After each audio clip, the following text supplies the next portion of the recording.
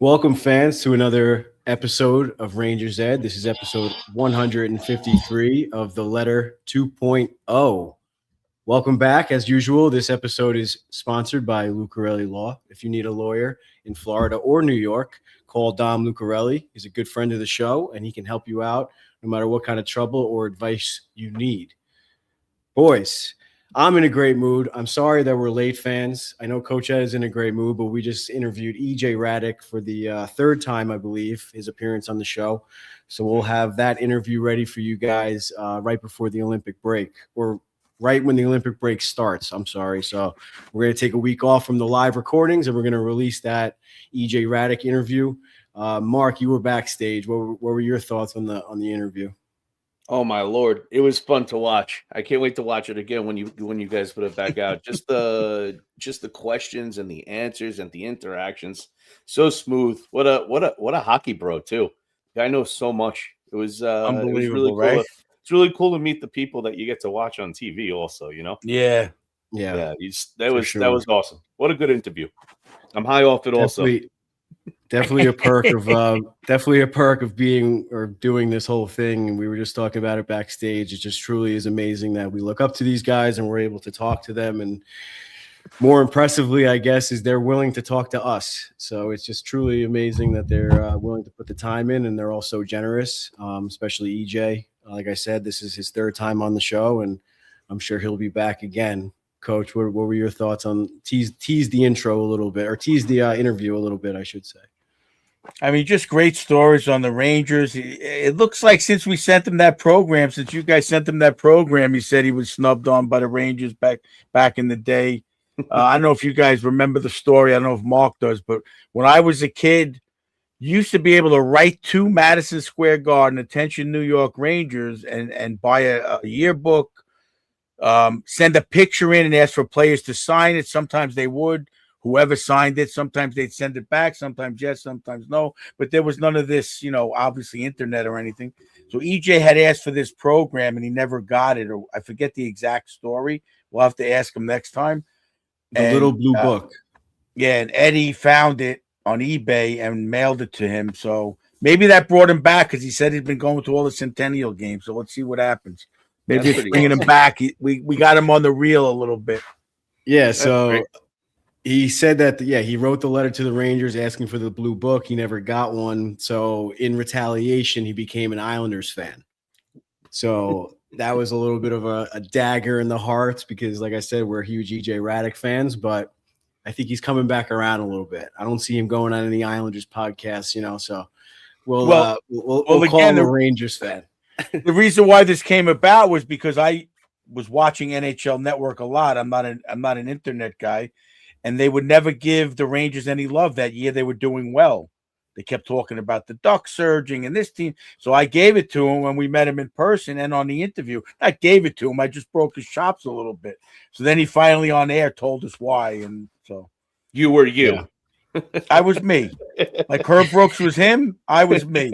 It got Herb Brooks a little further than it did me, but as the weeks go on, I'm learning you a little bit more. So let's just get into it. We like I said, we're a little late, so the fans are here to see us, not hear us talk about EJ. So you guys will have to get that episode, like I said, I guess beginning of February, or no, mid-February. Not sure the exact release date yet, but we'll keep an eye out for that announcement. But you guys were just out west. The Rangers didn't really have much success out there so far. But it looks like you guys had a great time, and I titled this segment "West Coast Coach." So how are we doing out there on the West Coast, Mark? You keep an eye on Coach out there for us? We had a blast out there. As a couple of people know that follow, I did my morning move from California. It was my birthday. That was when the schedule originally came out, and I saw January 20th, the West Coast swing. I knew I had to get out there because I had never been. I told my wife. She was on board right away. And then, as we started hanging out more and more, I knew Coach was on board. And I know you wanted to be out there with us. Maybe maybe we'll get to Dallas. We'll get to something soon. But we had a blast. There were so many laughs and such a good time. You're on mute, bud. I definitely had some FOMO. It's been on my bucket list for a while. But yeah, next year for sure. Maybe we'll have to get I saw you guys ran into double defense. Actually, did. Chris texted me first, and she was definitely a little offended. She's like, I didn't know you guys were coming or whatever. I was like, Christine, I'm not there. If I was there, you would have known. Don't worry. But here's Coach Ed's number. Go find him and figure it out. So It's actually funny you say that, because I believe Liz is on the show too. We met, and I was talking to her. I'm like, oh, it's really nice to meet you guys. We've interacted, via through the pod. I'm like, but you don't follow me.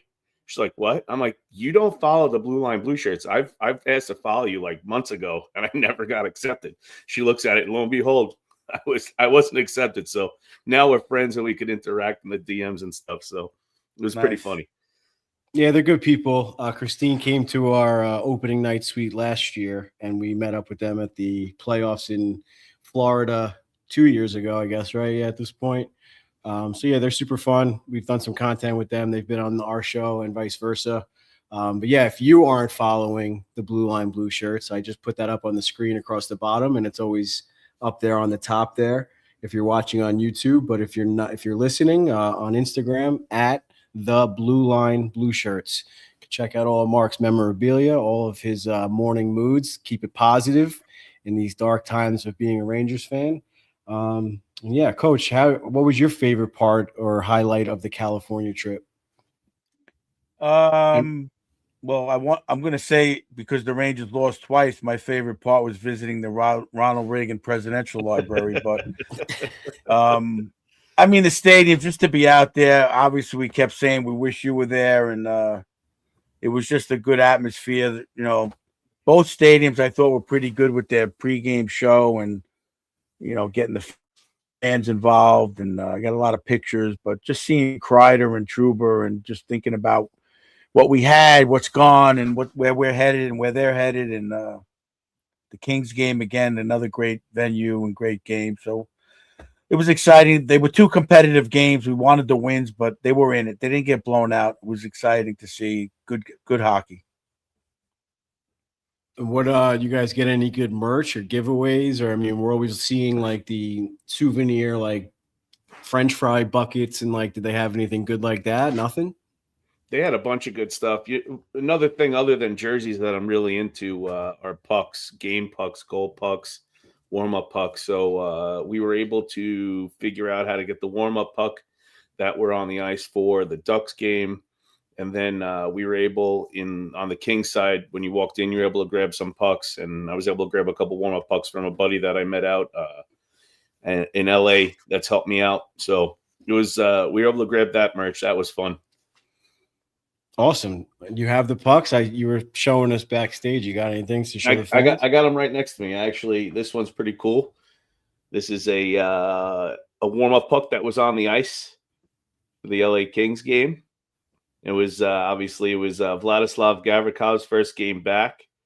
So it was pretty cool. He's become quickly one of my favorite players. There we go. We got some the matchup Nice. pucks. Yeah, these are the pucks that they usually use mostly around the league for warm-ups. And I was shocked when I didn't see them on the ice. I had asked my buddy, and he said, these are the pucks that they're using on the ice to warm up with. So I was able to grab a couple of those. I like that old school Kings logo. It is pretty cool. When they did that for they had it at center ice for when the Kings, I guess when they had the fires and they were supporting the firefighters, it was pretty cool that they had that logo at center ice, if anybody remembers. I think last season it was. Yeah. And this is the warm-up puck that we got from Anaheim. These were on ice. This was interesting to find out how they do it. It's one of the only teams I figured they drop the puck when the game starts, and then they post them right to the Ducks website. So that's how you purchase them. You can't go to a team store. So we were all on our phones right at puck drop trying to purchase them. And what, you picked them up? You picked them up like at like the fan set, whatever, like the. We were with our friend Sean. He selected to pick it up. I had it selected to be shipped. And then he's like, yeah, I just got an email. We could go pick them up. I'm like, wow, let me see if I can do. I walked up and they let me pick mine up instead of having it shipped to me. So No, it was a lot of fun. We had so many good laughs. We had such a good time. Merch wise, I'm not going to wear it. I know you like to wear like hats and you like to wear stuff from the other team for on the show, but I can't do it. I couldn't do it. I'm It Rangers all depends the on the way. team, Mark. It depends on the team. I know. No. With rumors of Panarin going over to Anaheim, I don't know. We might have to switch to the Duck Said podcast at that point. We got all the Rangers over in Orange County at that point. But Coach, did you pick up anything? What was your experience like with seeing Kreider, Trouba, all those guys? I saw you were rocking the Trouba jersey. Yeah, I was a little disappointed. We were right down by the 4 rows up, and Trouba looked my way a couple of times, but didn't notice the jersey. I thought he would have at least acknowledged it, and I wasn't going to say he should. I wanted a puck, but he didn't even look and do anything. We actually wearing it backwards like Mark was. Yeah, I wore. I'm the one who told him to do it. Yeah, I followed. How's Gavrikov going to know that you're wearing his jersey? We actually made a deal. He said if Trouba looks at me and throws me a warm-up puck, I have to give it to him. And if Gavrikov looks at him, he'll give me the warm-up puck. So we had a deal going on before. Because I know Mark's history with pucks getting thrown up into the crowd. I had to do a handshake deal. You need to have the handshake. Contracts are contracts. No rules during warm-ups. But I picked up a couple of items I can't reveal right now. But they're in the locker room saying like, "Who are these assholes wearing their jerseys backwards?" And I do want to say I felt very awkward doing it. You looked a little awkward. I'm not gonna lie. I know. It was just weird seeing like the Adidas logo, and it's like how they're cut, like they go up so high, like because it's higher in the back. So it was funny. I was just like, just as weird as it looked is how I felt. Yeah, now I got some good seats for the Kings game. I got right behind where the Rangers walk out. They walk out right onto the bench, and there's like a fiberglass covering. So me and Kathy were sitting right there.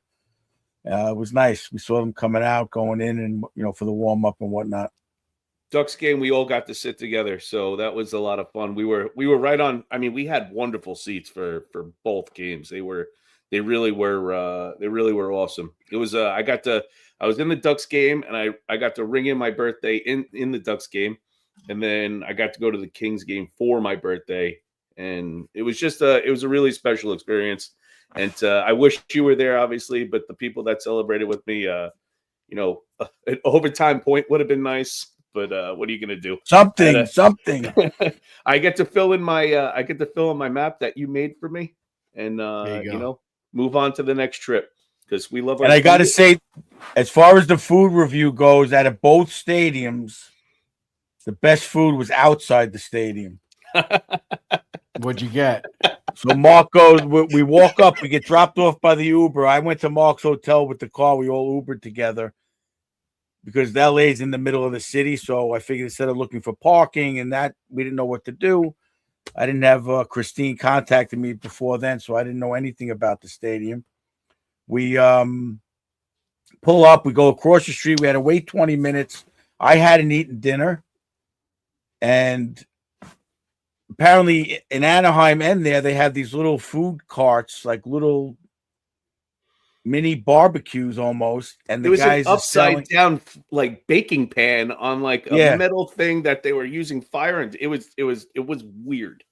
So they had hot dogs wrapped in bacon with peppers, onions. Oh my God. Relish. The guy goes, "You want everything?" I go, "Yeah, load it up." Mark's like, "I'm not getting one. I'm going to eat inside." He goes, "But let me have a bite." He takes a bite. He pulls out his wallet. "I'm getting one." It was so good. It was like a version of the Dirty Water Dog, but like it was the LA Dirty Dog. It was crazy. That's what they call them. Yeah. Oh my God. Did you take a picture of like the setup or anything? I think Kathy got it. I thought she sent it to my phone. I have to take a look. That was outside Crypto. We actually did see at the end of the Ducks game, there was one person that was doing it because we had some guy yelling at the guy that was making those like, "Nah, Dirty Water Dogs are the best." He just kept going on and on and on about New York Dirty Water Dogs. Like, you're not wrong, but I think they're better boiled than beer. So got him going. We had a good time. It was so much fun. That's good. Good stuff, really guys. I'm Had another good experience on the road. Yeah, it Another was. Rangers Ed road trip, and hopefully we'll get some sponsored ones in the future, right? Like, that would be Yeah. fun. Not sponsored, but you know what I mean, like the collective trips. group. Yeah, Yeah, group that would be trips great. for Got a sure. lot of So stickers out there, and I got a bunch of follows on the Instagram also. Hopefully, for both of us. So awesome. yep. Yeah, shout out to the fans. It's been great on Instagram lately. We I guess before we get into it, we kind of announced a little bit of a partnership with Mr. Hatman. We've been collabing on him a lot lately. Had ChatGPT design him up a logo, which came out awesome. And yeah, we're going to be doing some more content with him hopefully in the future. And he's a great guy. So if you're not already following him, go follow him. It's Mr. Hatman Sweden, no spaces or anything like that. Just Mr. Hatman Sweden on Instagram. For obviously all of his hats, and you've seen him on the MSG commercials. So, Mark, before we get into the meat and the potatoes of the show, we got to do our weekly jersey profile since episode 53 doesn't have anybody worth mentioning necessarily. We figured you would show off your jerseys that you wore this weekend on Yeah. the West Coast. I- Let's bring them out. Rangers Ed family, dare I I'll ask how do- we're feeling today? I love that. I had to. You gotta love the wobble. We'll give an honorable mention. I looked it up, and I obviously I don't have anything from Lane Elmer, who played one game. It was Darren Morris and Tim Erickson. Those were the guys that wore 53 for the Rangers. I don't have anything, and I maybe have seen an Erickson jersey before, but that's about it. So I thought it would be a good idea to start with the jerseys that I wore out in California. And the first one will be a Reebok Authentic Connecticut Whale.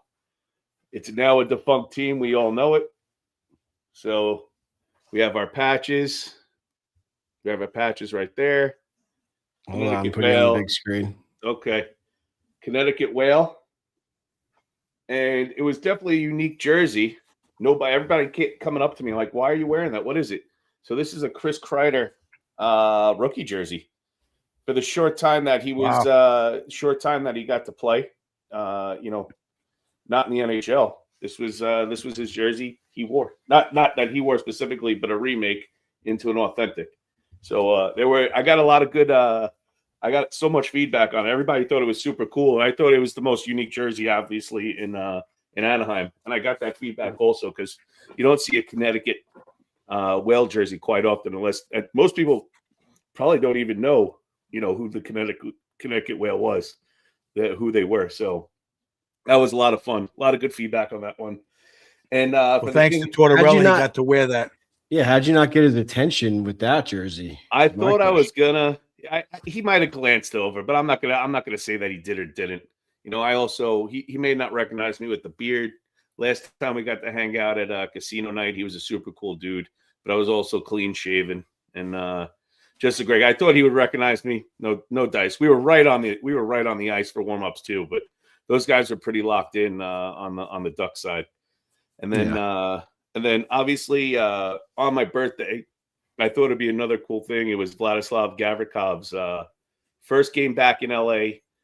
I know everyone's like, quickie, but it was Vlad's first game back. He's quickly become one of my favorite players. I like those D-men, and I thought it'd be pretty cool. There's some cool stuff behind this jersey right here. So I wore my Vladislav Gavrikov jersey that got put together. So this whole jersey right here was a Calvin DeHaan team issue jersey. Calvin never wore it. As he didn't, I think he was unfortunately healthy scratched for most of the time that he was on the team. So he never wore this. So during the summer sale, it was still available, and I had held on to it, and I'm like, it's sort of like a no. It wasn't worn though, so I had the back name bar changed to Gavrikov. Because the number, it was 44. Calvin DeHaan was 44, so I had the back name bar changed to Vladdy Gav, and I thought for his first game back, it was a cool honor to him, and That's what I got. Those are my 2 jerseys that I wore out in California. What do you got, Coach? Little side fun fact. Before he ate the hot dog, he took it off and let Kim hold it. That is very true. Yeah, you can't stay in the white jersey, not until you get in, at least. Got to be a blood stain, Mark. It's got to be a blood stain. Hold on. I will say this. I took it off again because later the only thing we ate while we were at I guess it was because it was the white jersey. The old thing we ate while we were there was that hot dog before, and then we had a couple adult beverages, and then we got home and we went right to In-N-Out Burger. So I hadn't had In-N-Out. I probably hadn't had In-N-Out Burger for 15 years. That was the last time I was in California. So, wait, did you go? You went after the Kings game too? Yeah, Sean drove us. So did I. We went out there. We sat down and we had a meal together. It was really nice. So yeah, it was pretty awesome. Oh no, wow. I stand corrected. You're right. We went after the Ducks game. We went to In-N-Out Burger, but I did take my jersey off for that also. Way to go, guys! Thanks, guys. You are correct. Yeah, our usual fans. Shout out to Paul and guys in the chat. I saw Chris in there earlier. You guys are, of course, loving Paul and Mark's stories as always. Mark, thank you for that little show and tell there. Of course. But we got more important things to talk about, boys. The letter 2.0 was released. What was your initial thought on the whole situation, Coach? And after you let it settle in, what are your thoughts now? I guess, what is it, a day or two later? I'm going to say it. Most of the people who listen know my opinion on the way these younger players are coddled, for lack of a better word, and tiptoed around. Obviously, Tortorella had some issues with a lot of players. I think it was time for a kick in the ass. Sullivan, I love his post games, and he always gives them good encouragement, like he's playing where he's got to be. He's working, he's doing this, he's doing that. But sometimes, they got to know the road to get to the NHL is that difficult. They're given an opportunity, and wake up. Wake up. My only thing is I was hoping Drury might have let them know that it was coming out, or gave this speech before it came out publicly. I would like to think that that's a thing. But you know what? These younger guys, they listen to social media more than they would to him face-to-face probably. So I'm fine with it. Give them a little push in the ass. They came out. They beat Philly up pretty good right after it. I thought they played 2 pretty good games out west. They could have been a little more physical against the Ducks. Trouba took it to them a little bit. No one was able to stand up to that kind of physicality, I felt, in that game. But, kick them in the ass a little bit. Wake them up. I have no problem with it. Mark, what were your initial reaction, thoughts? I know you're a big Panarin fan, so what are your thoughts on that whole thing? I think we, like most of our family here and everybody that watches, I think it was all pretty much the same. Oh no, not another letter. I think we were all thinking that, right? I knew we needed a shakeup. I didn't foresee another letter coming. I collect some Panarin. I love watching him play. He's a point-a game player on our team. When you hear that Artemi Panarin, who we know took a pay cut to come here and was the start of that core that brought us to the Eastern Conference Finals, that brought us deep into the playoffs, and now he's going to be the end of that. I don't know. It sort of hurts, especially as a fan. You wish that we could have gotten a little bit further. We could have gotten to the Stanley Cup final with him. We don't want to say he is a point to game player, but at the same time we need I don't know, another element. We need that guy, and he's a great support guy, and he's a great NHL or a great hockey player, but there has to be some sort of mix-up. There's got to be something that's going to change, and I guess that letter is what it was, because they came back. I mean, that game that they played in Philadelphia, we know how we do during day games, right? The last Flyers game we saw was super close. We came back, and like they played well in LA. They played well in Anaheim. I thought, the toughness needs to be a little bit better, but I don't know. I felt like it hurt knowing that one of the guys that I really enjoy watching isn't going to be here. So I don't know. That's where I'm at with it right now. Still downloading guys that are gonna, be asked to leave the team. You got a guy like Troach. His trade level is through the roof right now. He's getting traded because I bought my wife a jersey literally last week. So you want to talk about a jersey? She wanted a Centennial Troach jersey. I got it for her, and no sooner did those trade rumors come out. So it stinks to hear some of the guys that you really love on this team are probably not going to be on this team at the trade after the trade deadline. Yeah, I want to talk about Trocheck in a minute. But first, well, Coach, what were you going to say? No, go ahead. I was going to be about Trocheck, so go ahead. Oh, okay. Yeah. Well, my first initial thought, not really initial thought, but like whatever. I mean, like this is just how the Rangers management communicates, whether it's Dolan that wants to put out the letter, the PR team, or whoever it is. This is just how they do things. So I named the episode The Letter 2.0 because I just know that's what people want to see and that's what people are going to want to listen to or whatever. So, but I think the whole title I think is a little silly because the Devils just did the same thing last week, I think, except the GM just had all of the media in a room and he released a letter just through the media. He answered questions and that was his style of a letter. Another team did something very similar too. I forget who it is. St. Louis, I think, except the GM just went into the locker room and did it. I think the Canucks did something very similar, so just because it's the Rangers and it's like, it's kind of like the Mets, the LOL Mets. It's like the LOL Rangers. It's like, oh, what are the Rangers doing now? The retool failed. This failed. The rebuild failed. But like what Mark just said, and this is what really drives me crazy about the whole thing, and reading on Instagram about people saying like, oh, the retool, the rebuild failed, this, that, and the other. They went to 2 Eastern Conference finals. They broke multiple franchise and individual records over that time with Mika Zibanejad, Kreider, Panarin, you name it. Like they drafted or they got Adam Fox. They have Igor Shesterkin. Like look at all the positives that came out of that rebuild. Yeah, they didn't win the Stanley Cup, but like winning the Stanley Cup is the hardest thing to do, obviously.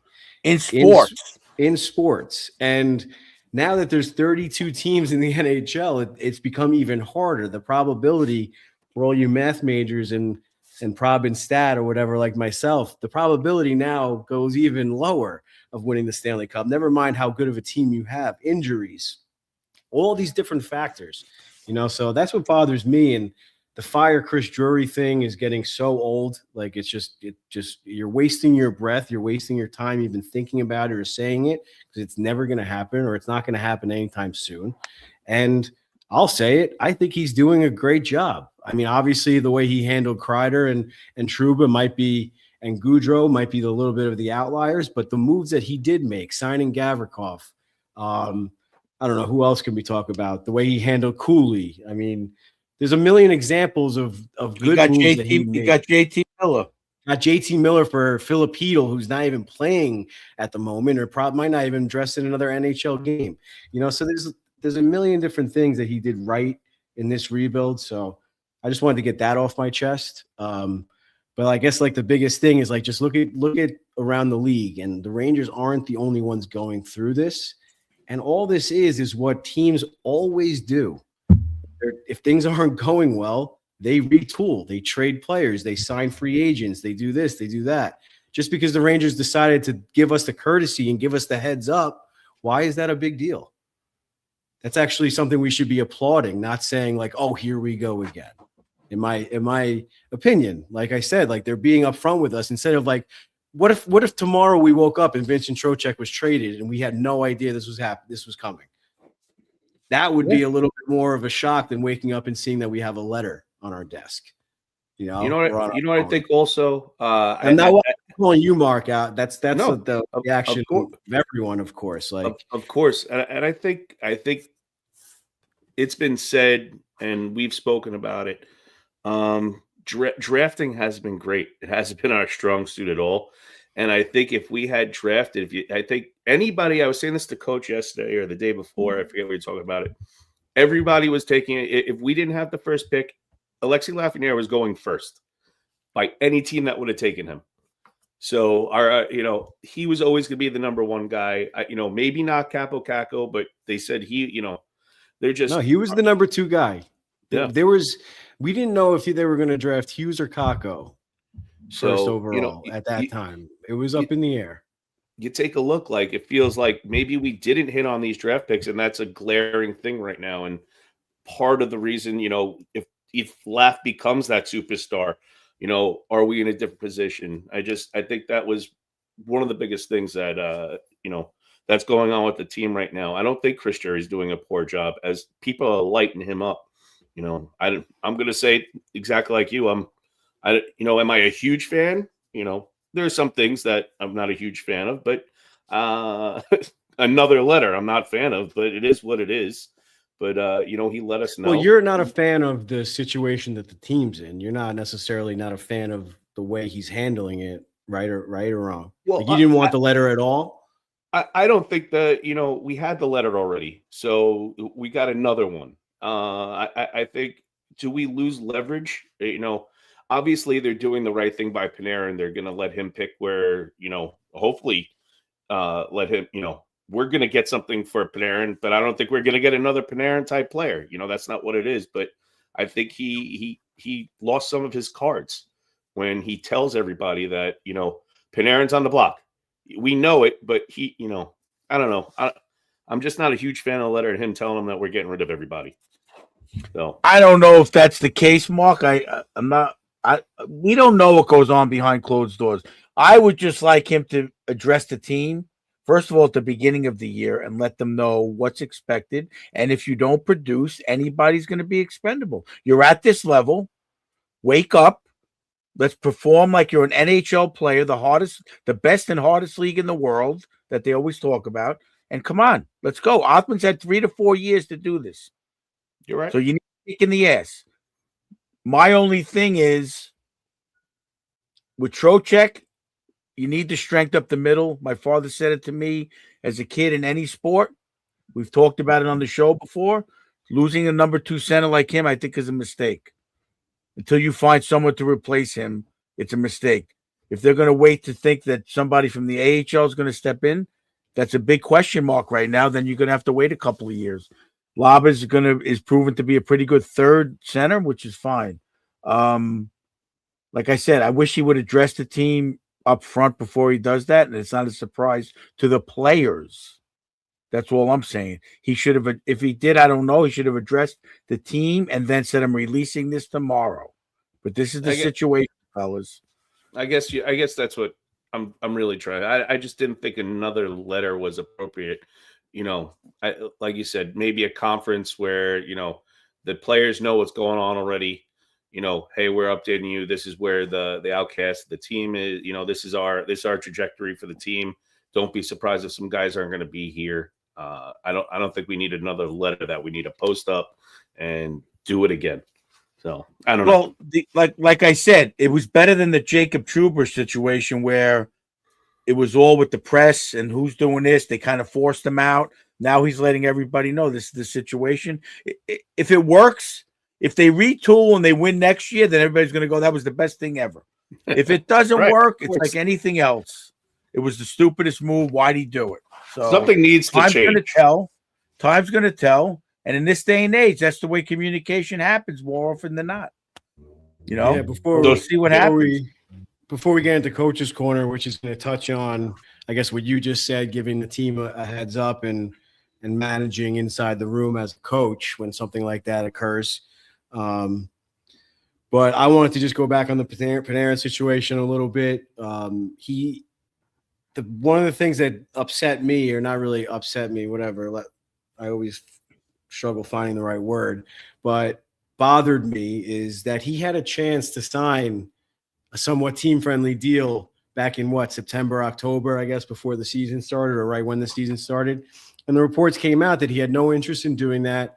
He wanted to get paid his quote unquote his worth at whatever that number may be as a 34-year-old. I'm not sure.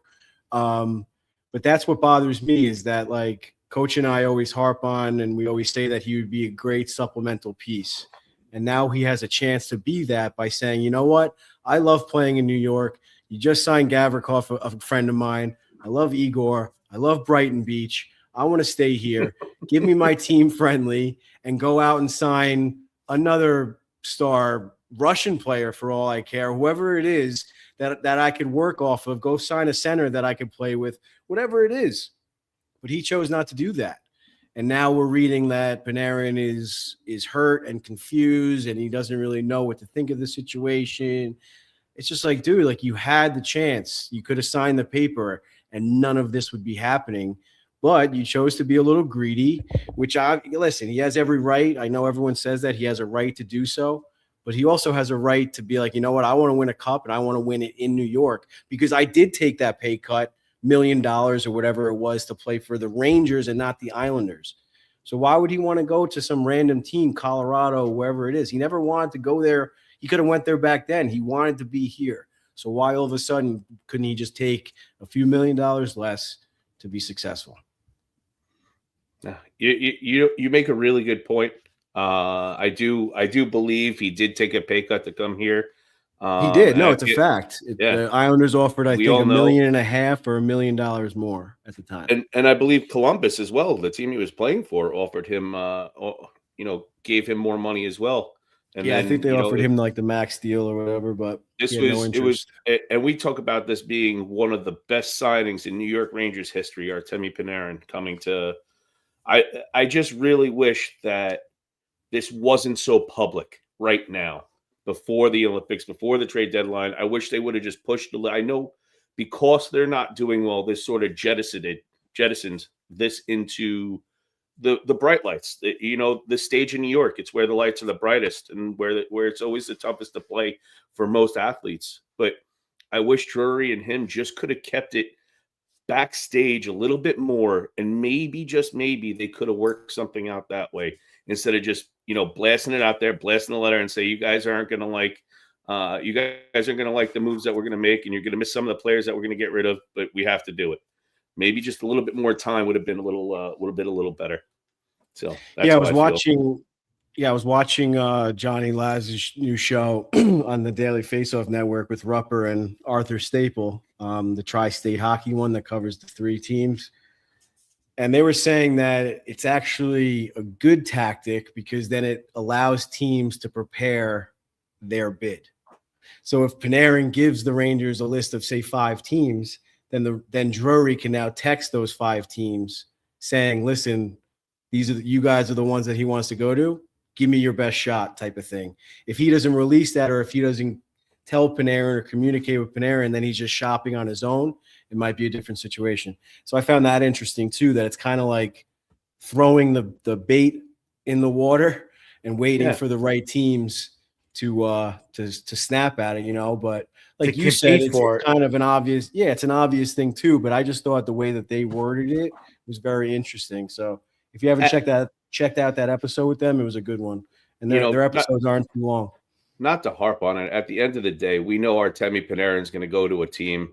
He's going to be a point-a-game player wherever he is. He's going to be a great piece and because he's a great player now. Whoever's going to trade for him, he's going there to put them over the top. That's why they're trading for him. So he's going to do well, and it's going to. I really hope it's not 4 times a year. I hope it's only 2 times a year, to be completely honest, until we get to the playoffs. Because I don't know if I could stomach watching him crush Igor.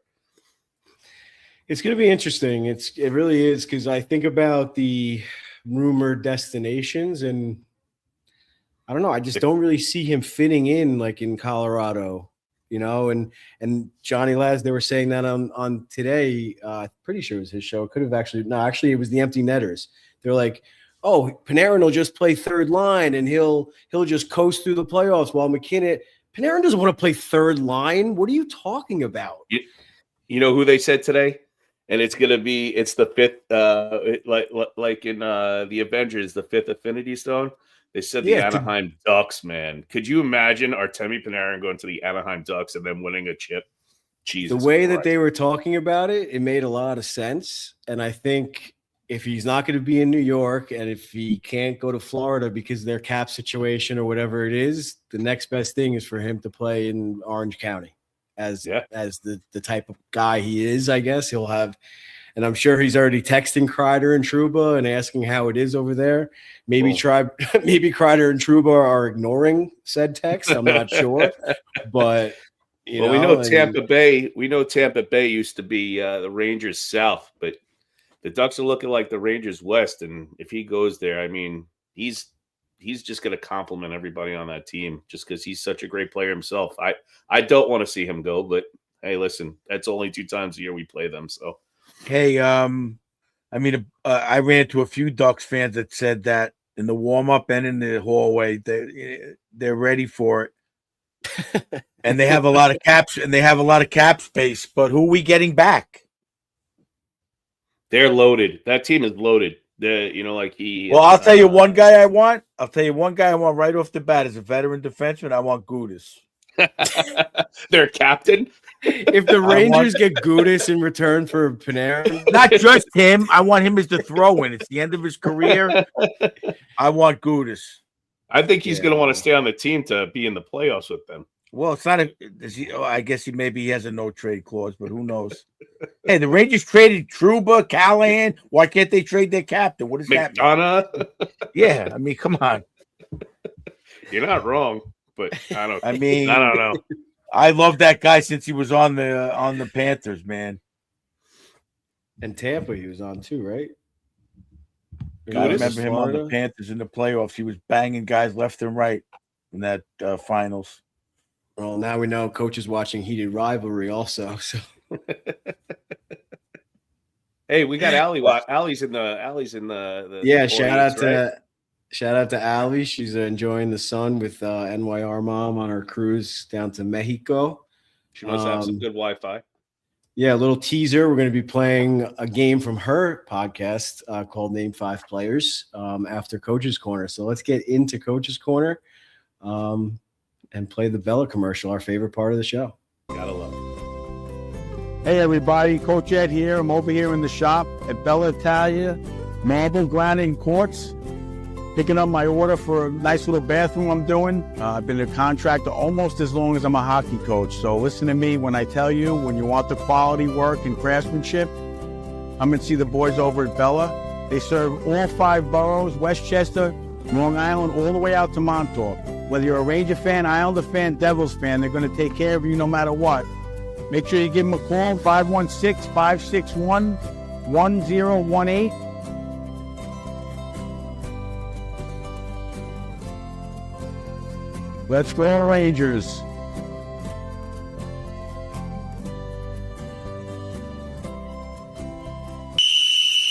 All right, boys, bring it in.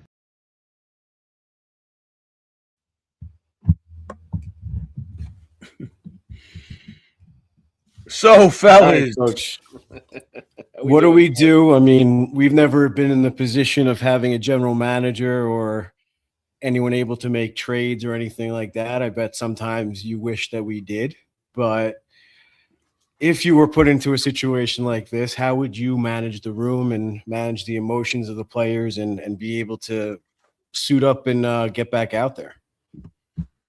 I mean, I basically would say what I just had said before. I would address certain players in the leadership group one-on-one, and I would address the players as a team at the practice facility, hopefully, when they have some kind of an on-ice situation.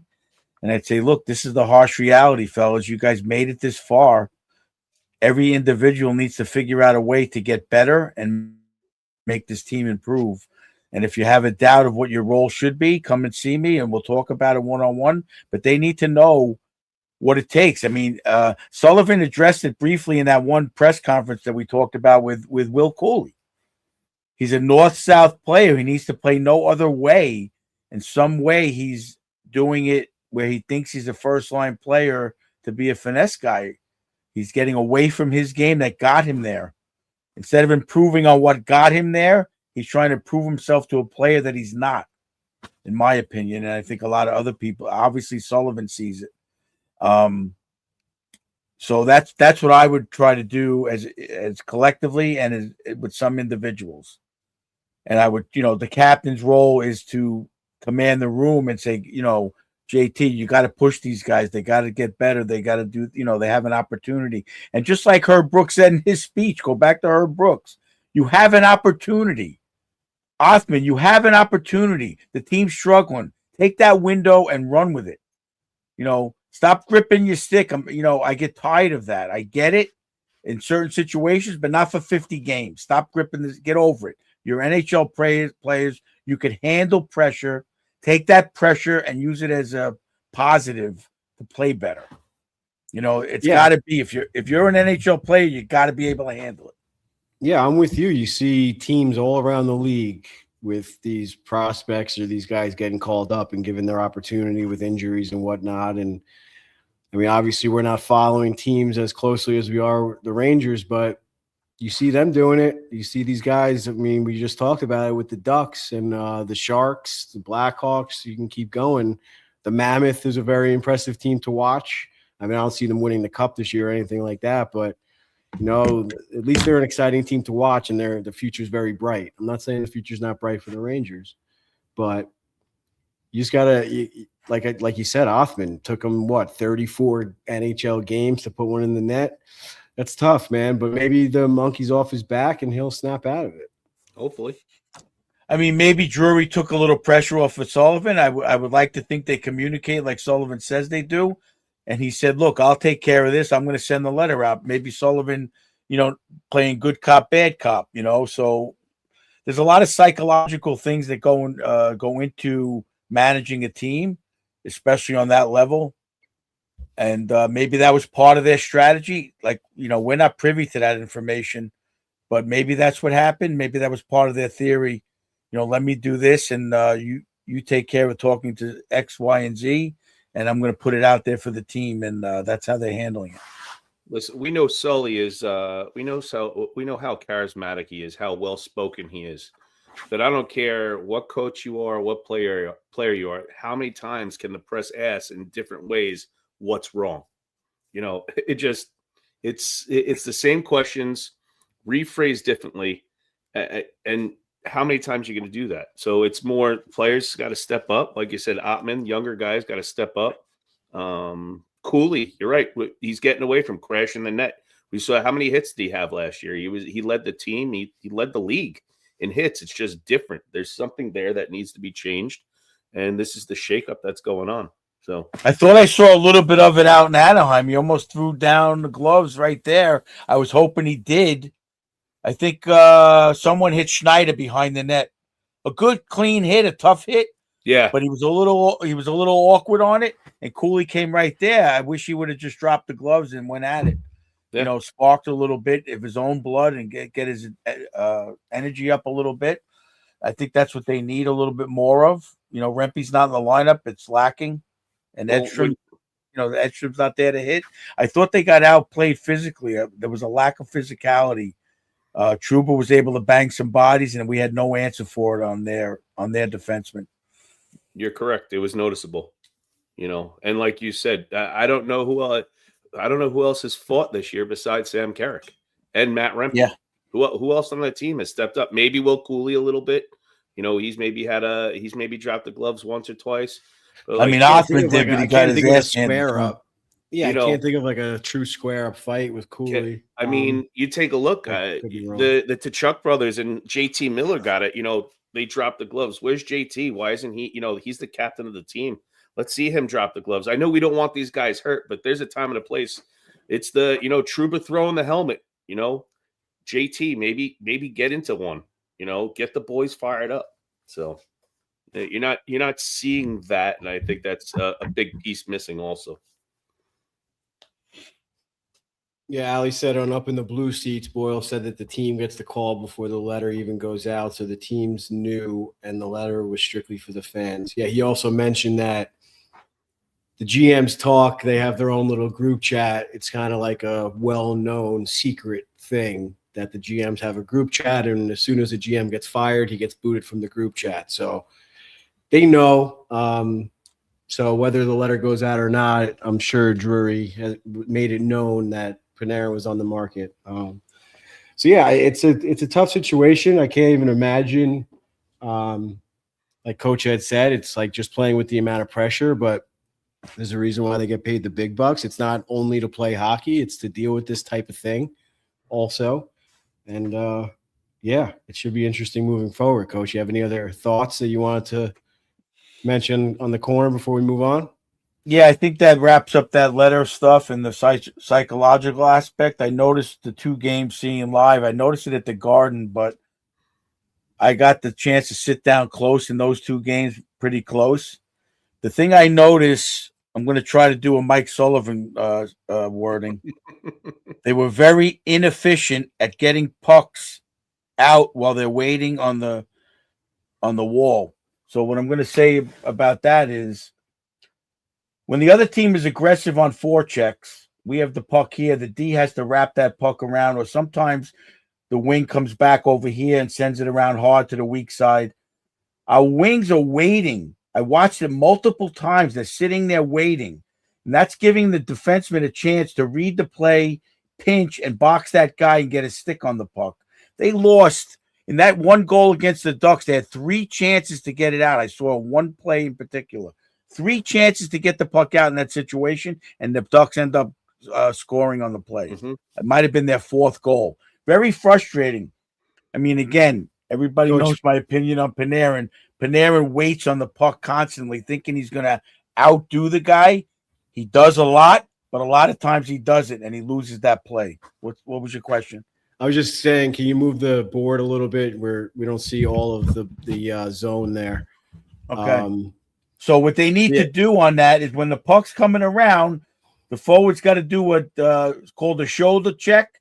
Read the D, read this D, read their forecheck coming in, and he's got to go down to the puck and then kick it out to the center, or sometimes hard across, or bring it back the other way. But to wait for it and let that guy engage, and now you're in a battle. Lafreniere got beat probably 5 times like that, getting the puck out. Panarin, multiple wings. So I don't know. I'm going to have to guess that it's part of their plan. I don't like it, because when the other team's reading it and it's not working, you have to adapt to it. You got to make a play off that wall and get better at something. Give it back to the D. Come down, get it, give it back to the D. Figure out an angle that you're going to be able to control the puck a little better, and it's not in your feet. Yeah, I remember that goal that exactly that you're talking about. Martin made a hell of a stop, and it just trickled through the 5 hole, and they buried it. It was trickling there, and it was off that. They were hemmed in the zone. They couldn't get it out, and it was off the wall right there.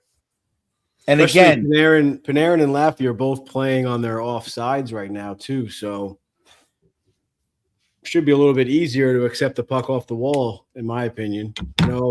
Accepting the puck off the wall as a winger in hockey's, I would say, the second hardest thing in hockey. The first thing would be as a defenseman going back for a puck on a dump in.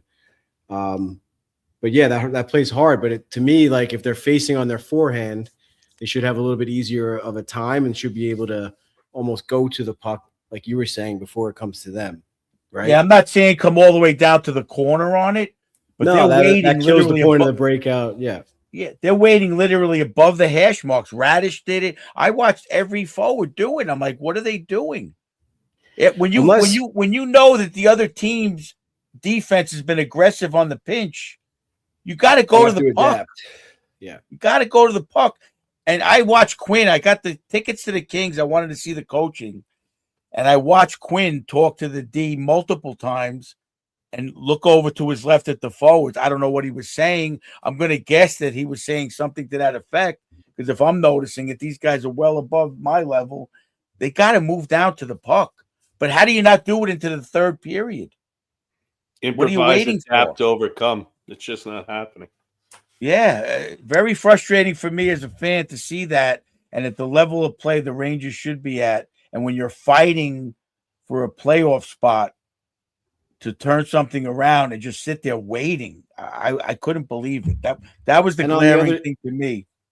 And on the other side of it, coaching defense, you tell the defenseman to pinch when that is happening. Like you don't want to get sucked down too low as a defenseman because you're gonna lose the race to the puck, and chances are the forward's gonna have more time. I mean, it just makes more sense. Like you were saying, you don't want to go all the way to the corner, but if you go to the puck, if you go to the puck faster, you're gonna get the puck on your stick faster. Correct. So You'll have more time. Then you have more time to make that decision.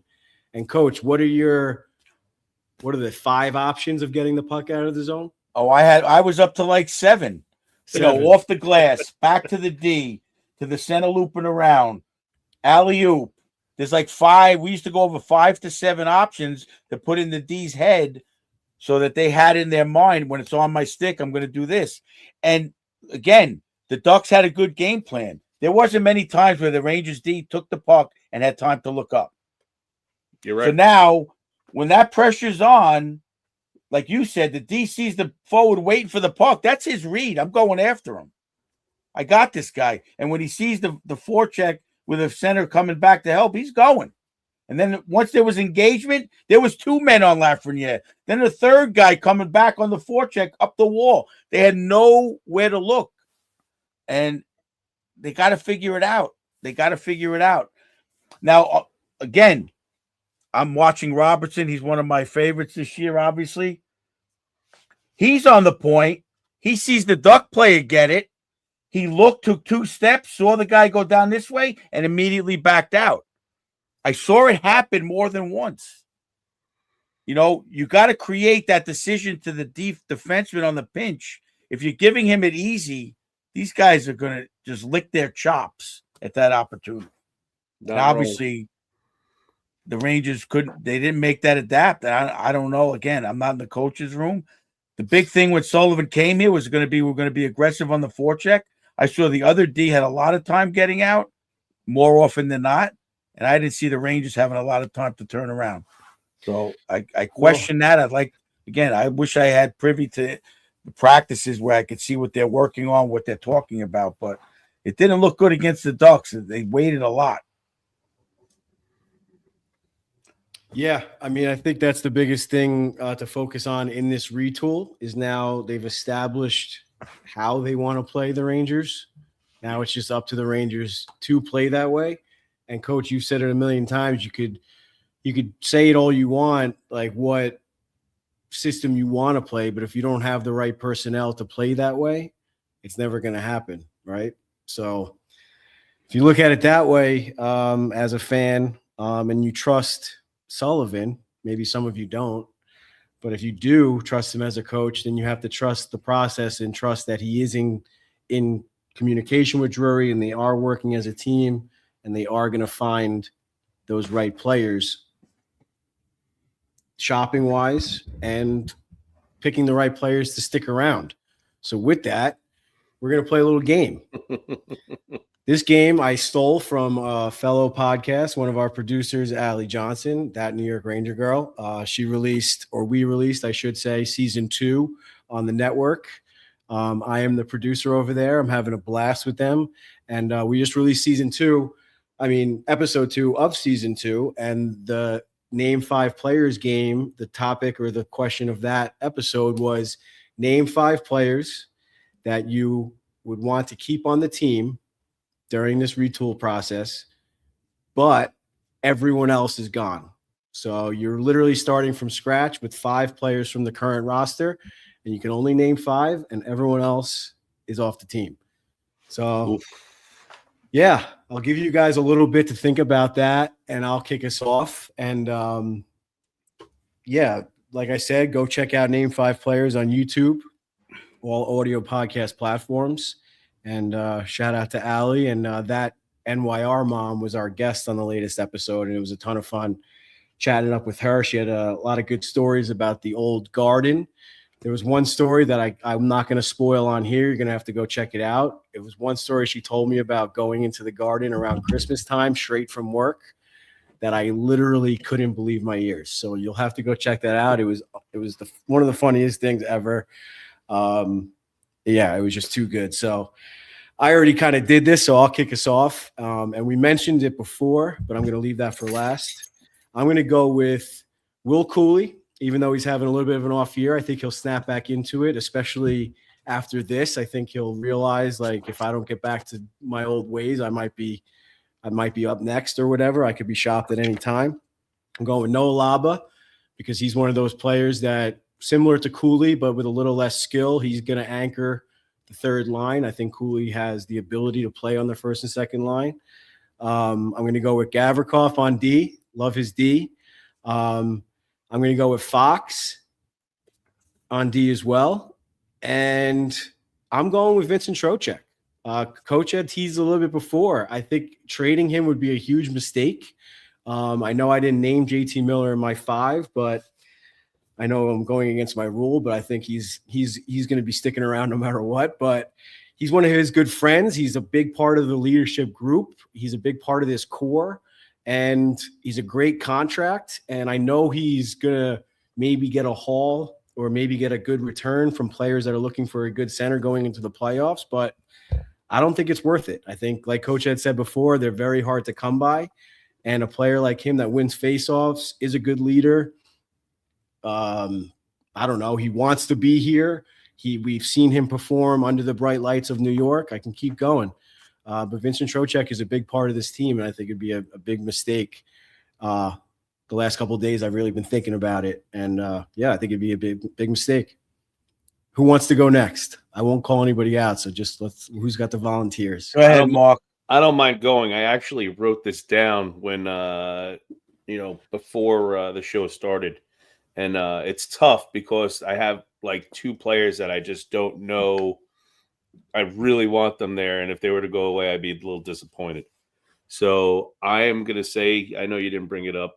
I think Igor as our backstop I keep Igor all day, every day. You take a look at the league. You take a look at the league as a whole. You see how important a goalie is.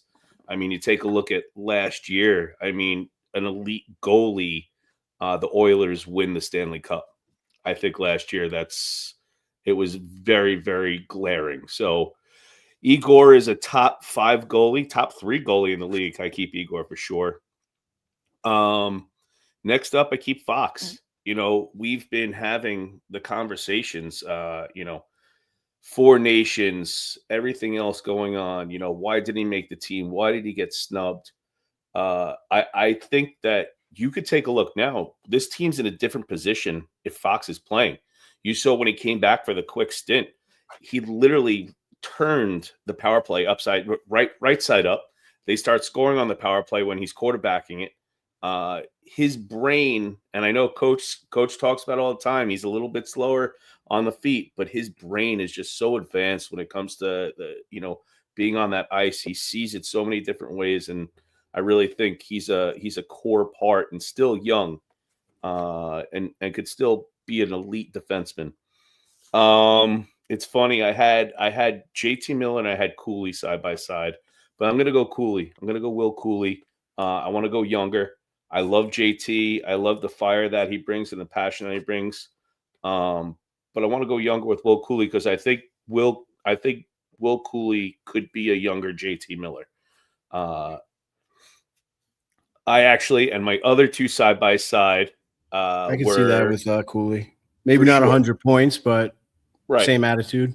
Same, just fire. I could see Will Cooley as he starts getting more and more into being a player in the NHL, finding his way, having time on the job.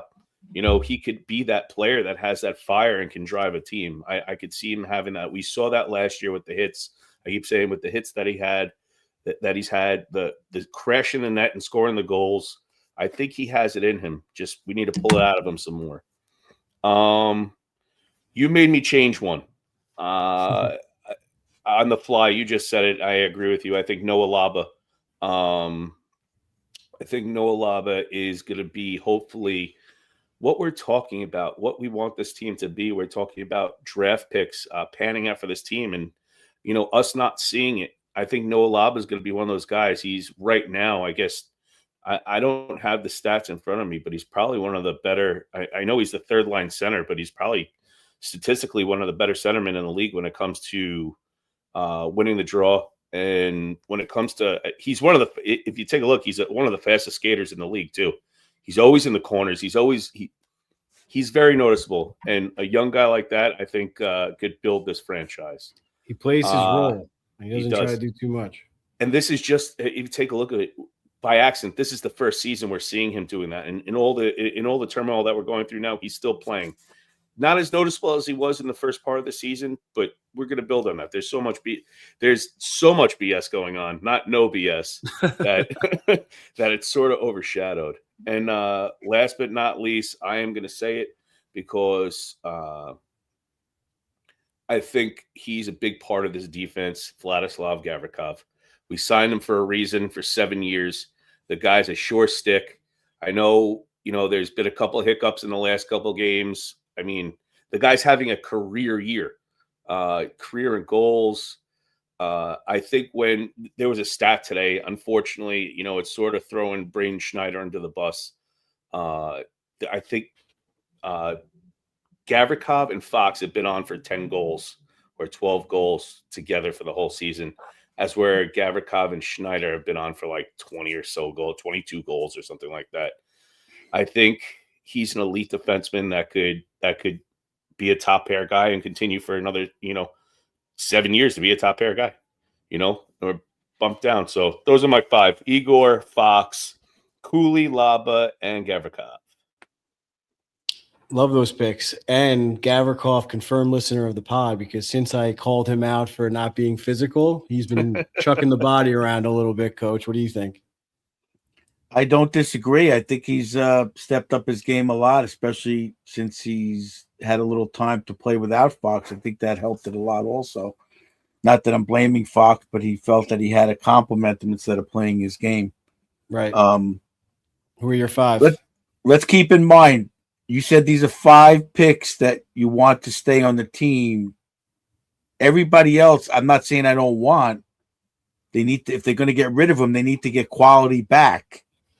But no, this is like you're just scrapping the team. You're starting fresh. These are the 5 that you want to build the team around. Not necessarily trading for players or whatever. These are just your 5 that you want to build with. Just like we said, we want to go down the middle. I'm going with JT, Trocheck, Gavrikov, Shesty, and I'm going to stay with Will Cooley as my wing that I want to keep. Those are some good picks, man. Those are some. Good I don't picks. think I need to explain much on those. I think me and Mark did a good enough job. There comes a time you listen surprised to a lot with the of Gavrikov. You've turned around you flopped on Gavi. I love it. No, I never said I didn't like him. I just said he wasn't playing up to the signing. I didn't say he wasn't playing good. I just said I didn't see it yet. And now I see the last 10, 12, 15 games he's playing. And maybe seeing you're him right live with the whole Fox thing. That's a good point. I just think, Mark, you hit the nail on the head. When he's in the lineup. Yeah. In the last 2 years, he's missed an awful lot of games. Is he going to be able to stay in this league and play 70 games a year? Jack Hughes like.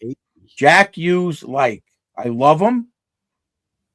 Trust me, I think his mind. I watch things he does, and I don't see many players in the league.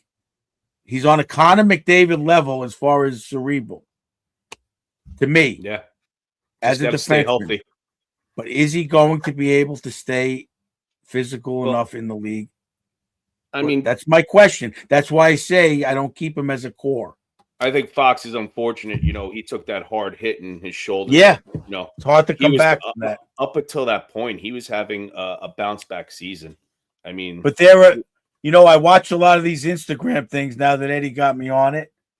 And every sport, you watch Nick Saban speeches, you watch basketball coaches, Bill Parcells. It's a military mentality. Who would you want next to you in the trenches? Of course. And to me, these 5 guys, those are my guys. Awesome. If I was in a battle, who do you want sitting next to you that's going to take a bullet. You're not wrong. It's definitely a So mentality. that's what I'm basing it on.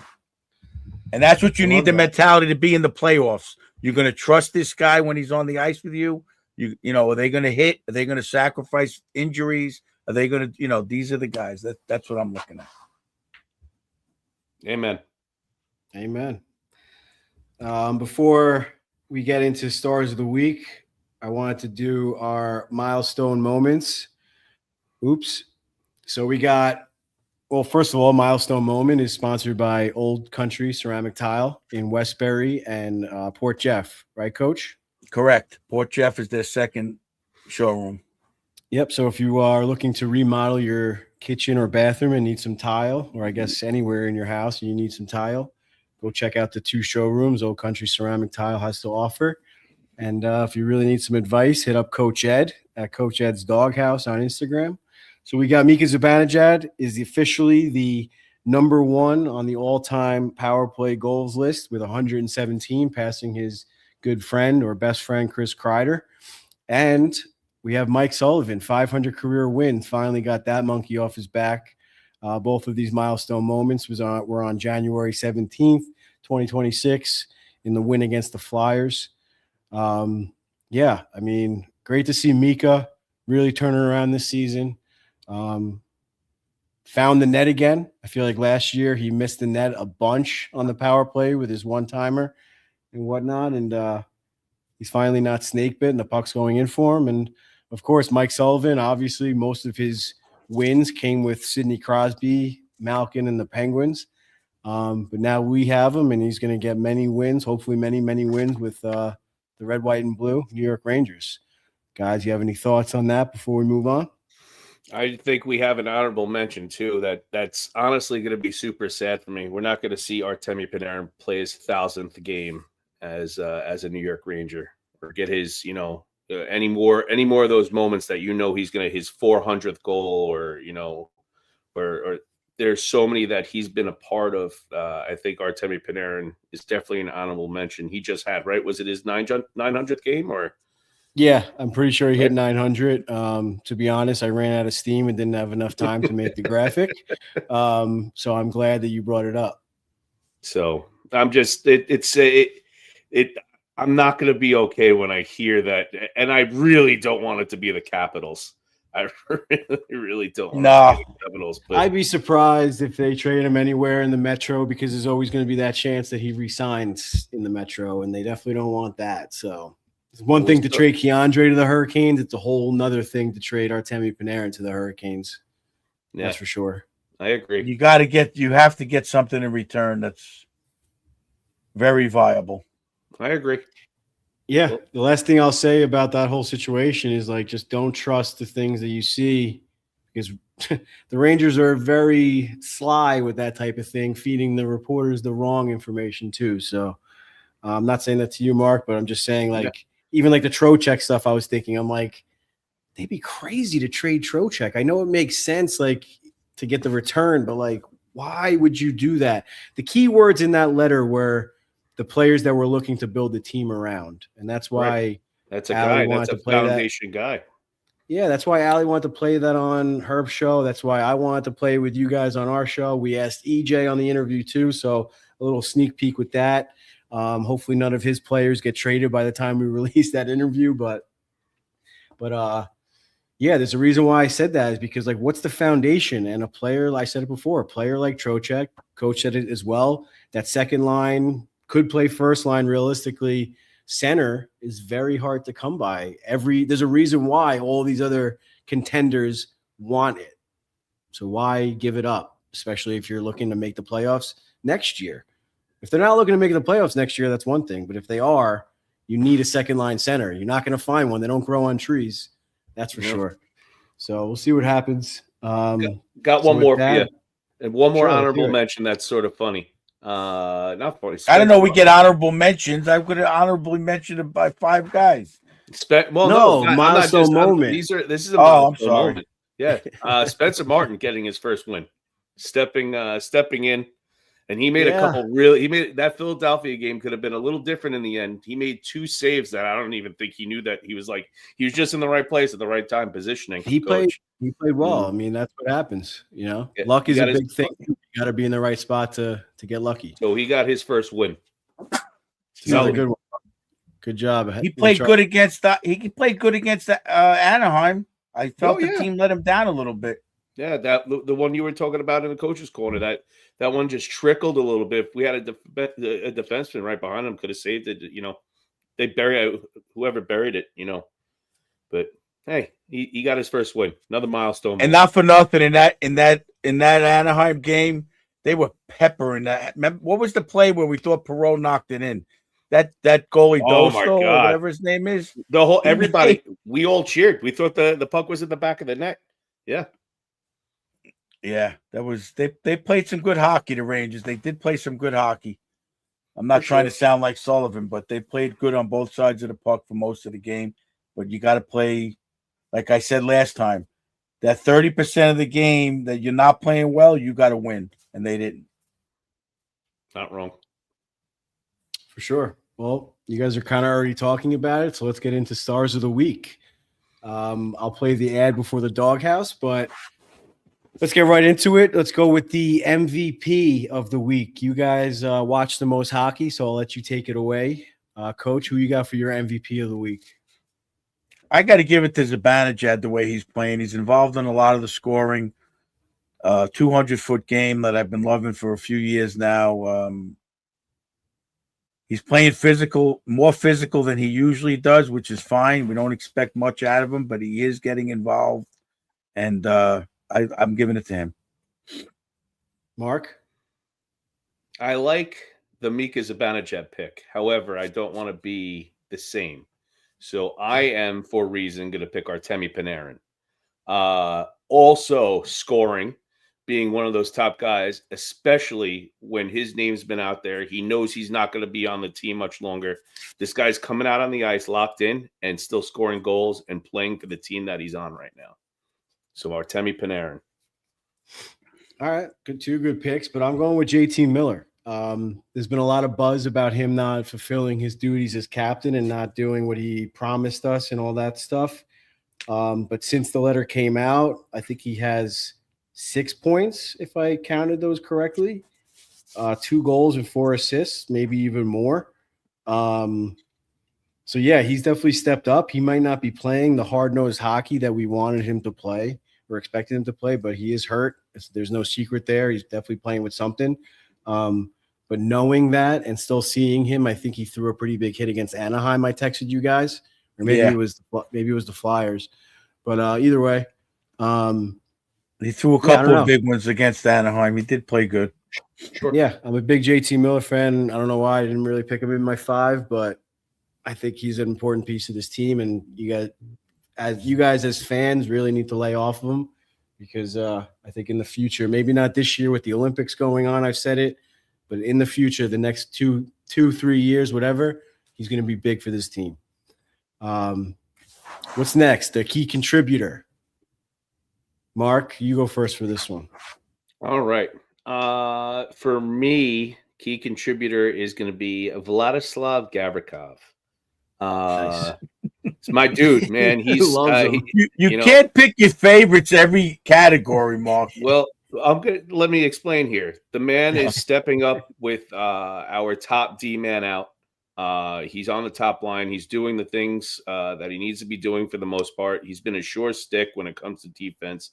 And let me tell you, he had a slap shot that didn't touch anybody, that got buried during that Anaheim game. And I was just amped when that went in the back of the net.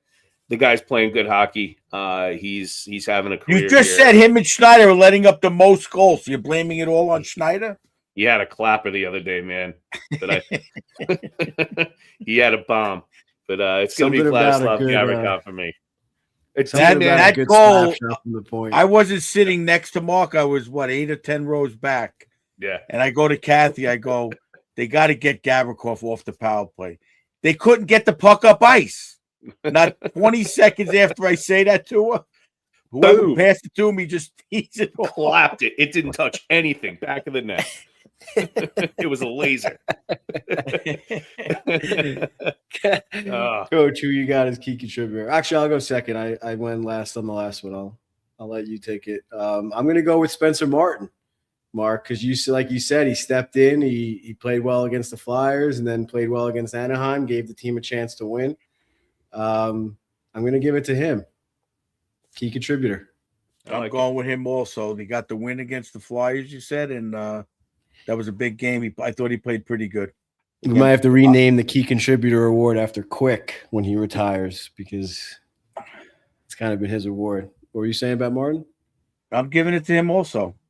He played Nice. well enough to win against Anaheim. The Rangers had a 5-on-3. They should have locked the game up a little more, both games. So, he made a lot of key saves that kept him in that game. Yeah, for sure. Without Coming a out doubt. of nowhere. So, All right, what do we got next? The highlight play of the week. I got Mark, go ahead, Mark. You're chomping at the The bit. clapper. Is it slap shot. No, it's not. It's going to be JT Miller's goal with 4 seconds left. That we almost he puts one in the back of the net on a beautiful play that they I guess they drew up, and he ends up putting one in the back of the net to make it a game. And I really did think that they were going to come back and put another one in the back of that net and make it 4-4 for my birthday. They didn't, but that goal to make it what it was, definitely a highlight reel goal. So, Coach, what do you got? you got to go because I got to think about it. I always I'm going with Othman's goal. I Okay. thought it's an important goal for him. He deserves to get a little shout out, but I thought it was a very nice goal too. It showed a little bit of his skill. I think Boyle mentioned it that like he put it in the right spot. The puck was on his stick and it was off his stick in a split second, top shelf. And that's I think was it Boyle? I forget who it was. Whoever said it was like, and that proves that he deserves to be in the NHL with that kind of a release and putting it in the right spot. Things Was like he- that. was that- It's the right signs. was that the Anaheim game? no, No, that was Flyers, Flyers. It was a beautiful which is another pass. milestone moment. First NHL goal. It was There you a- go. It was a beautiful pass. It was a beautiful Yeah. setup, but then a beautiful goal. I'm thinking there was a goal in Anaheim that I jumped out of my seat before Yes. it happened. How do you not And remember? Kathy's who- cousin, not Gavrikoff's, No, and Kathy's Robertson. cousin looked at me. I'm like, there it is, and they banged it home. So that's Robertson. the play. I don't know which one it is. Which one is it? Robertson. I'm gonna give Robertson's goal. I remember looking at you. Is that the one you're talking about, or you're just saying that now? That's not the one I'm talking about. But now that he said it, that was a nice clapper. Also, That didn't. I don't know if that touched anybody either. I think it trickled in that one. It Yeah. hit him and it trickled. So it sounds like the Rangers should be shooting from the point more often. But other than that, we had Robertson, Panarin, Gavrikov. Yep. That's it. Those are the 3 goals against Anaheim. Yeah. I don't remember. I'm giving it to Robertson. All right. Well, that takes us into Coach Ed's Doghouse of the Week.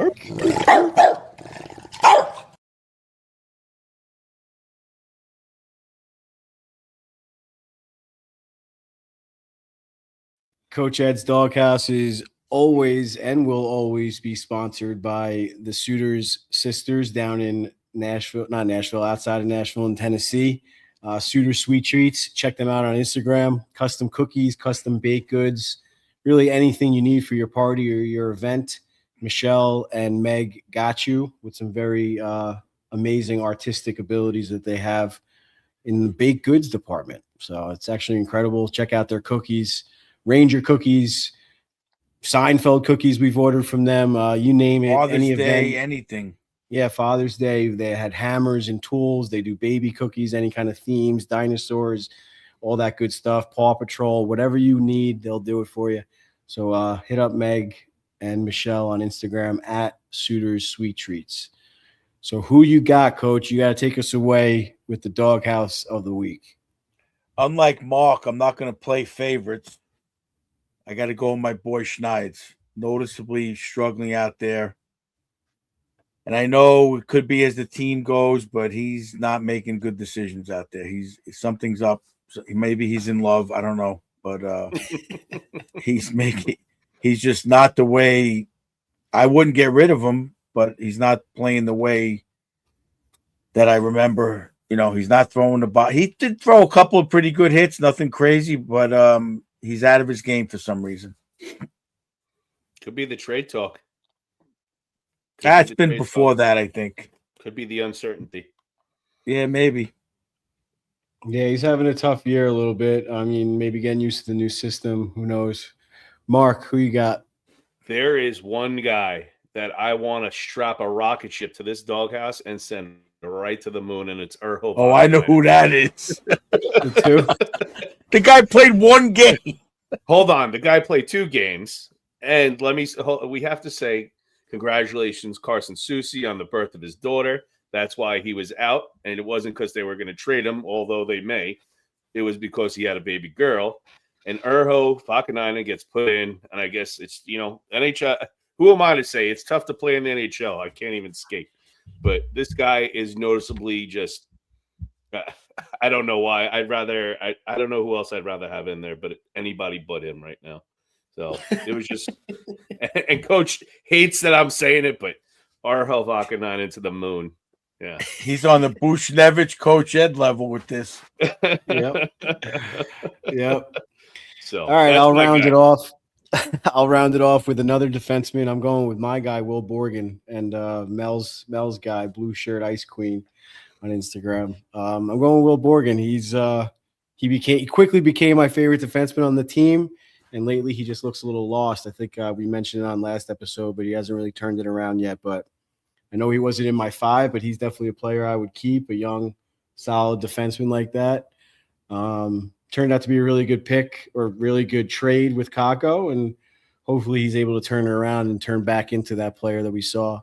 But it's just like the little things, coach, that I noticed that like he's making the wrong play in the corner and then he's not picking up his man. He seems like he's getting caught turned around a lot. Just something kind of what you said about Schneider, just something seems off. So yeah, I hopefully agree. he's able to snap out of it. I noticed it with him too. Do you think maybe it's the loss of Fox that's going down the whole D core? The guy is literally you don't think so? You don't think he's the anchor of the D core and all that goes all the way down, trickles down? In what way? What do you think? Because he's hurt, they're sobbing. I don't think they sobbing. If that's the case, then I don't want that guy on my team. If you have that, I just said I want guys in the trenches that are going to step up. Of course, and you're telling me that they're all 5 guys that are playing D are going south because Fox is hurt. I think contagious play. I think I'm not saying it's that just. Oh, maybe they're gripping the stick a little bit to step up. I don't know. I think maybe just contagious thing. It's a trickle down kind of thing. I would hate that that's the case. If that is the case, I guess it's possible, but that's a little disappointing. I'm not saying it is or isn't, but maybe something to look at. Who knows? Yeah, I would say that maybe it's because like now they're trying to make up for him offensively. There you go. That's a better way of saying that. They're sacrificing a little bit of their defense to make up for his offensive ability. Who knows? But I don't know if that would go down the whole to each pair. That's an interesting thing to think about. But yeah, like you said, you never know what's going on in their minds. I absolutely it does, because you take a look. You have Schneider playing top pair minutes right now. It's usually Gavrikov, Fox. Schneider's down, playing either third line or and then you've had Soucy and Borg together. The constant moving these guys around. Nobody's fluid with each other. Even though they should be, but nobody has a line mate that they're solid with right now. It's in flux. So then shame on them. Shame on them if that's the case. It's not. I'm not saying it's not possible, but it goes both ways, Coach. I mean, obviously you want to be able to play with any lineup, but like we said it with Laz, we said it with EJ before. You're always looking for that right combination. So if Schneider, we want Schneider to be a top pairing defenseman, but maybe he's really not ready for that yet, and he does do better as a second or third pair defenseman against teams' second or third lines instead of their first line. No, it's possible. Less know, minutes so, I mean, focusing on top line stuff. It's all probably that. That could be it. yeah. All right, let's round it out with our upcoming schedule. We got I'm in Sorrento's withdrawal, by the way. I might have to go there tomorrow night. We need one. We need a Yeah, Sorrento's night. maybe this weekend, guys. I'll be back around. Maybe we can hit it Saturday or Sunday or something. It looks like the Rangers got to finish out this West Coast road trip. We got one more late game for the fans. Hopefully, I could stay awake for this one. I've been battling the flu or something going on, so I haven't been able to stay up late for those West Coast games. But maybe I'll try out for this one on a Friday night. So yeah, we got Friday night, 10 o'clock against the Sharks. You can find them on MSG Networks as always. If you're out west or in Canada on the Sportsnet. And then if you're out west, I guess Embassy Sports has their own channel in the Bay Area for San Jose. So you can see the game there. Then we got Monday, 7 o'clock. I believe Coach Ed and I have tickets to this game. That means Mark does too, against the Bruins back home at MSG. And you can find that game on MSG Networks as well, NHL and NESN. Then we got the away game against the Islanders, which we will not be recording that week. I made a mistake here. It should be Wednesday, the 28th at 7 o'clock. We will be at O'Brien's for our watch party for that game. So if you didn't check out that announcement or didn't catch that announcement, they're going to have an awesome drink deal for us. Some kind of drink deal, an appetizer deal that we can't really talk about on air, but it's going to be great. And you should definitely come check us out and hang out with us and watch the game. So what do we got? Last week, I think Coach Ed went 1-2 or 1-1, I believe. No, that can't be. What is it? Let's see. Coach Ed had win, loss, win. So I think you went 1-2. Allie said win, win. I had the loss. Oh, yeah. Win, loss, win. So I had 2 wins. I got 2 so right. you're 2-1. Allie went win, loss. She's 0-3. No, 1-2. 1-2. And then I went loss. No, she's win. 2-1 also. Yeah, she's 2-1 also. And then I went loss, win, loss. I'm the only one that went 1-2. So looks like I made a mistake resetting the scoreboard here. So I'm 1-2, and you guys are 2-1. Mark didn't play with us last week, but since you didn't play with us last week, you get to go first this week, Mark. What do you got for this stretch of games? Sweet Jesus. I just want it all to stop, and I want them to just go on a winning streak already. That's what I kept hoping for. We haven't had a 3-game banger in a while. They're going to come out in San Jose tomorrow. They're going to win. They're going to win because I was in California, and now they're going to win because my wife said I could go and I didn't. So they're going to win tomorrow. They're going to win against Boston. They're going to revenge that awful 10-2, whatever that was. And I will never say they'll lose against the Islanders. I won't give the Islanders props ever. So 3-0, baby. Let's go. 3-0 for the first time in the season. Coach, what do you got? I'm going to say overtime loss, win. So loss, win for Coach. Yeah, I mean, I don't mean to piggyback on you, but I was thinking the same thing. This San Jose team is just too good. They're not playing well or playing at their best in this West Coast stretch. Maybe they snap out of it, but San Jose is just impressing me right now. But then I think they bounce back against Boston, get a little revenge. And then, yeah, we're going to have a good night at O'Brien's. A lot of goals. Hopefully the goal song will be queued up at O'Brien's. Mark, you might have to bring your goal light for the event, and we'll figure something out. But, yeah, one last advertisement for the O'Brien's event. Come check us out on the 28th. That's a Wednesday. The event will start at 7 o'clock, and it'll go until the final buzzer.